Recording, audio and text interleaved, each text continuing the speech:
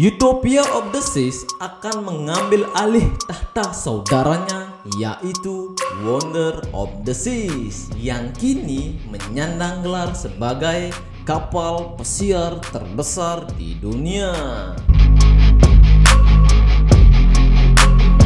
Itu artinya ada dua kapal yang sedang dikerjakan oleh Royal Caribbean Cruise Line, yaitu Icon of the Seas, kita sudah bahas, dan yang satu ini adalah Utopia of the Seas. Utopia of the Seas akan mempunyai panjang 362 meter serta lebar 62 meter dengan kapasitas 5.634 sampai dengan 6.788 penumpang beserta krunya 2.394 kru.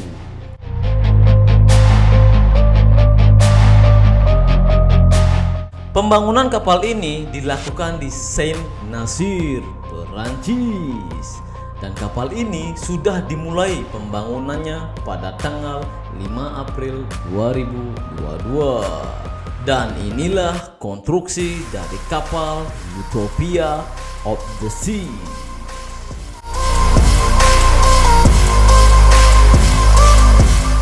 Jika kapal ini diberdirikan tegak, tinggi dari kapal ini hampir setara dengan ketinggian puncak Empire State Building, New York.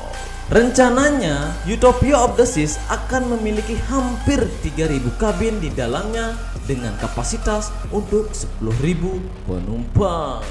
Artinya, kapal ini akan mengangkut hampir 3.000 penumpang, lebih banyak dari kapasitas Wonder of the Seas.